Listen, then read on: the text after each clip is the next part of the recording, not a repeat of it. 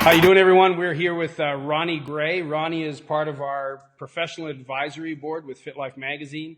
Ronnie is located in sunny Florida. That's why you don't have a collar on and I do, because it's like 29 degrees here today in Las Vegas.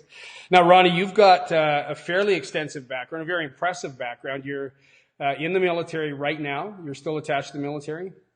Yeah, civilian contractor, ex-Army. Okay. And you're one of the intelligence guys? Correct. Yeah. Okay. So you could tell me what you do, but you have to kill me after. Is that right? Absolutely. Okay. Now I've seen you posted some pictures of you training in your garage. Now I know you're into powerlifting and you're into bodybuilding. I just want you to explain, because usually those things don't mix that well. But clearly it's working for you. I've seen your pictures, and we've met, and you very, very impressive physique. Very, very healthy guy. Tell me about this, how you juggle or how you utilize bodybuilding and powerlifting together to reach whatever your goals are. Yeah, so for me, I personally believe that without a good strength base, you can't really effectively build a solid physique from an aesthetic perspective. So I like to incorporate all of the big three lifts, which are bench press, squatting, and deadlifting, and then I essentially build all my workouts around that. And I feel like it gives me a nice, solid, well-rounded physique, but it also gives me power to lift the heavy weights. If you look at some of these old school bodybuilder guys, they were very strong, Arnold was strong, Ronnie Coleman's strong. These guys, they were not just, pretty physiques. They had some power behind it. Franco Columbu was a beast, and so I looked back at those guys and the way they trained, and I said there was probably something to that. They had great physiques as far as appearance, but they could move some weight. And so I really like to gear myself towards that same training style. And it helps when, you have a garage that has, 400, 500, 600 pounds of weight that, well, if you can't make it to the gym, you just run out to the garage, throw a couple plates on and get it done. So I try to do that whenever I miss a workout at the normal gym. So. That's a mean-looking garage. The pictures were very impressive. Who took the pictures? Messy. Yeah, mostly Did you make your pregnant wife take those pictures, Ronnie? Oh, no. I've got it down to a science now with the selfie on the golf clubs, stacked on the bike rack and all that. I've duct got tape. Yeah, definitely professional pphoto shoot. Perfect. Well, very well done.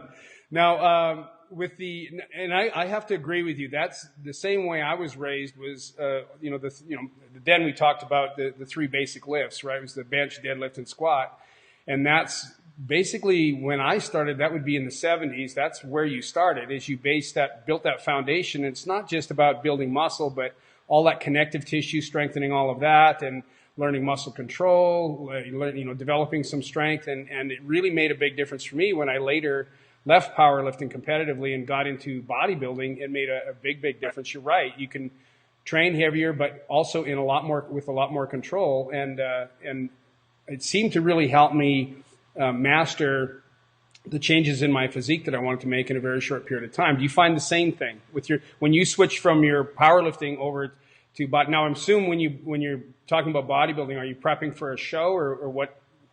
Just to give me some context. Yeah, I typically, when I get closer to a show, I'll do less heavy weight, right? Less powerlifting centric.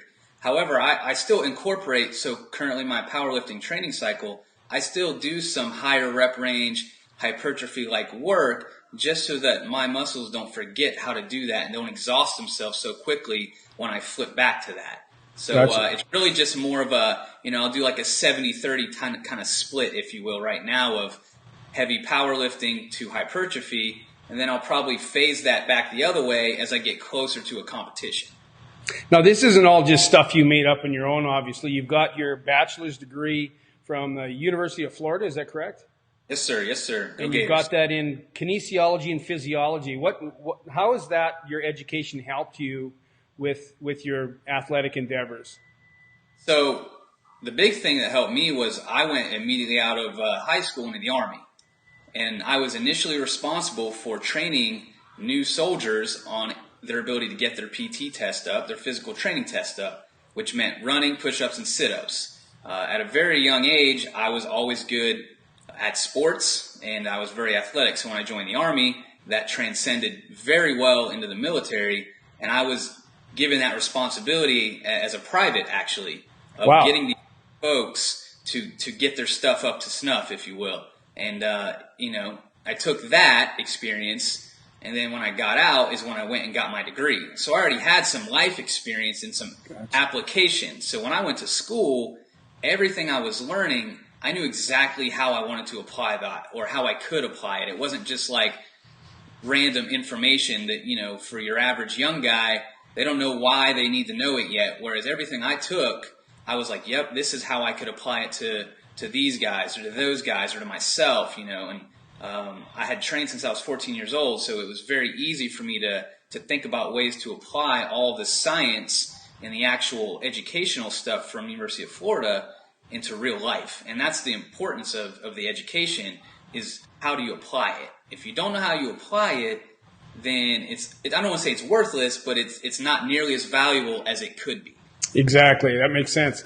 Now, you're married to Jocelyn Gray, the science editor for Belafit magazine. She Yes, sir. happens to be very pregnant right now. That'd be your fault, of course. Yes, I'll claim that. Yeah. Proudly. She's a beautiful Absolutely. girl and a really nice girl.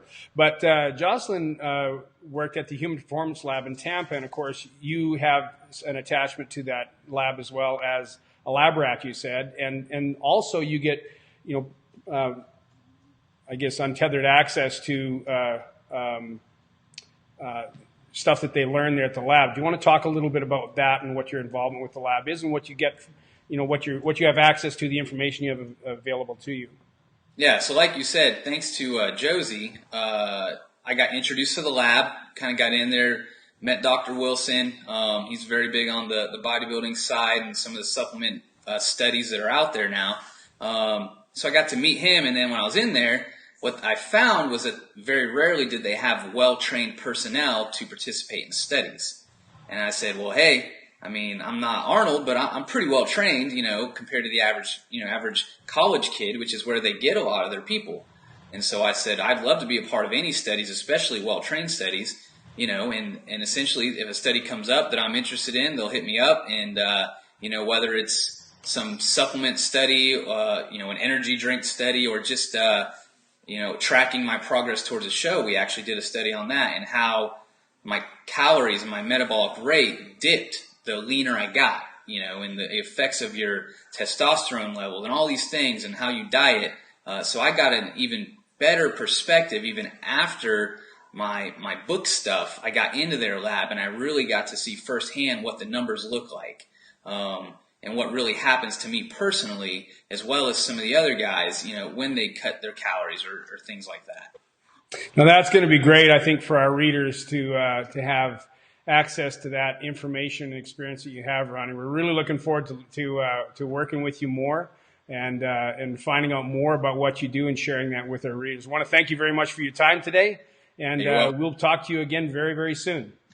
Yes, sir.